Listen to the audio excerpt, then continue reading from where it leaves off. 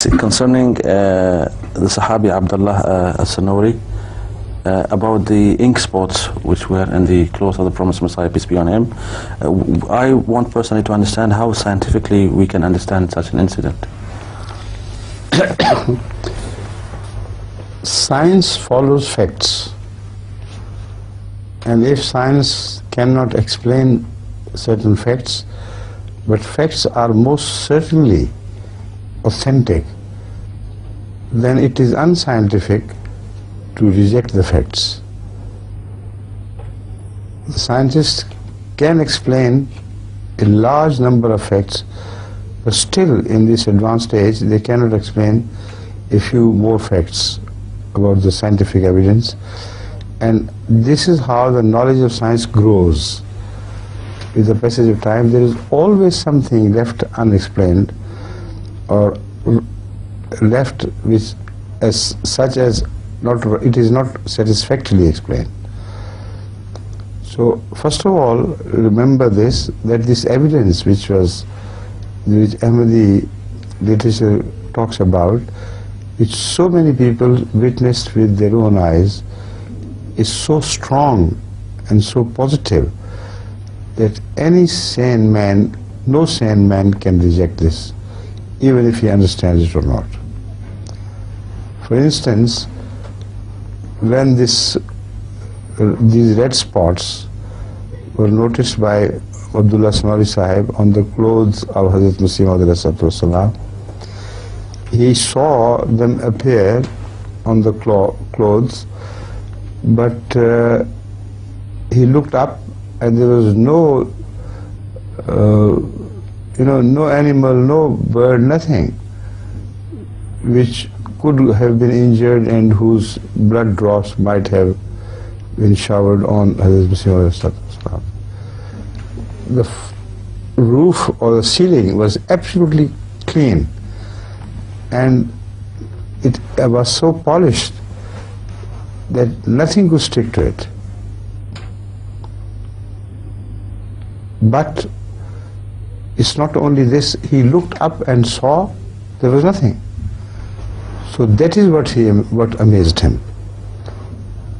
And then either he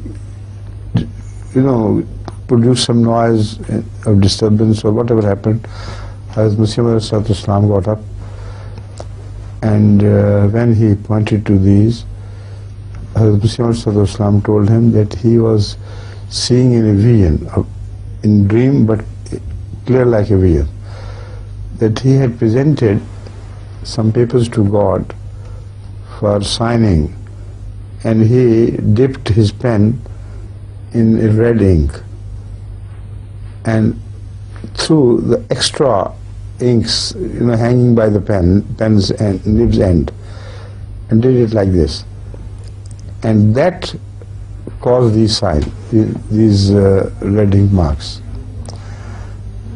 Now it is very interesting that these signs were not only found on the body of Muslim, but when later on Abdullah Sanori Sahib looked at his own turban, on the top of that turban was that nishan.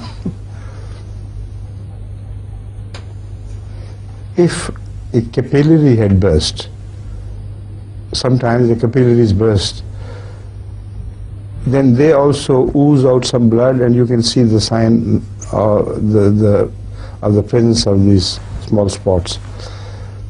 But how could that have jumped up to the top and also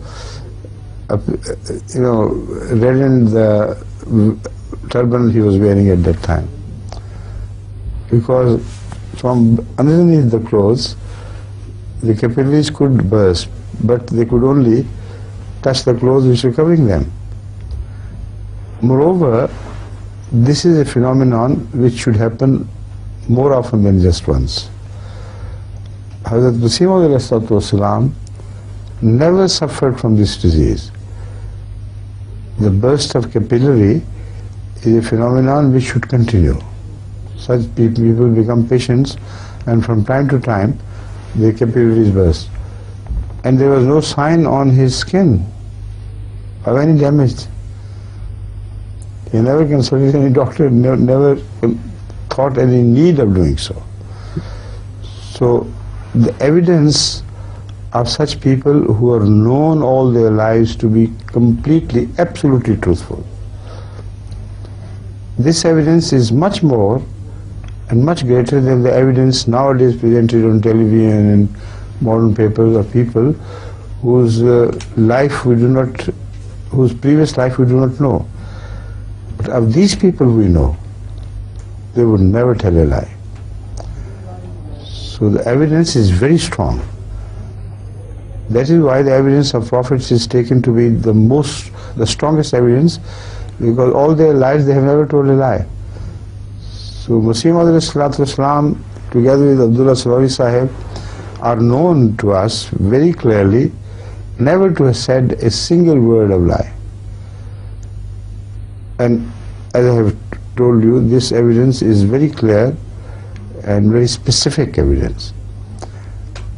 But what about nature? How can we see similar things happening in nature? We have seen similar things happening in nature during the time of Hazrat Muhammad Rasulullah sallallahu alaihi wasallam. What about that food which was increased and was sufficient, and had become sufficient for the entire army at the Battle of the Ditch? Jangi Azab is called, but in English it's Battle of the Ditch. So the whole army of the Battle of the Ditch witnessed this sign. How can anybody deny? How can a scientist have a right to deny that? And they were empty of stomach, and they were filled to their capacity, got all the energy and started working again. So these things do happen. Maybe scientists after 200 or 300 years begin to produce the evidence, but they have not done so so far. So as far as the scientific evidence is concerned, scientific explanation is concerned, we have none, I admit. But as far as the evidence of such incidents is concerned, we have evidence beyond a shadow of doubt. So every honest scientist should agree that because of this heavy evidence we accept this, but so far we have not been able to discover the scientific reason how it could be done.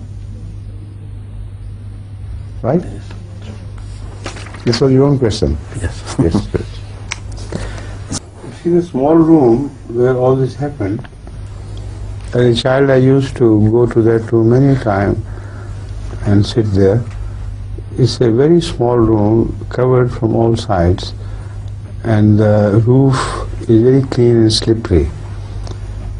Now even a lizard, if it were a lizard, can hardly move on that slippery ceiling, but lizards can.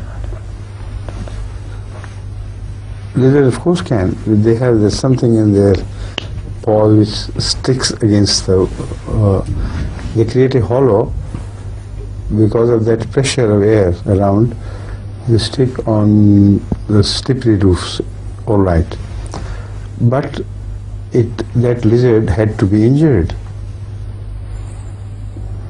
and it should have sprinkled the blood all over the room, everywhere. And then it should have been detected. Where did that injured lizard disappear? That is the point. Neither a sparrow in our country in those days, there were quite a few sparrows which used to enter the small rooms from some opening. So let's concede. But if a sparrow was bleeding, then she should have been noticed, and she should have done it all over the place. But these drops fell only on the clothes Hazrat Vishnu was wearing, and only on the turban which Abdullah Sanori was wearing. And then he searched after Hazrat Vishnu said, look around and see what is there, what there is. There was not a sign of any animal, injured or uninjured. No lizard, no sparrow. This is the evidence we are talking about. Harba. Got it? Yes. What do they call it in Arabic? Herba, lizard. Herba. Yes, nice. يقول حاتم المنين أن الغرفة الصغيرة التي وقعت فيها هذه الحادثة الهامة. Now I think there are only 3 minutes left. Yes, sir. So shall I leave You may. to prepare for the next meeting? Yes, sir. Okay. Assalamu alaikum. I'm sorry for all this. Next time. Assalamu alaikum.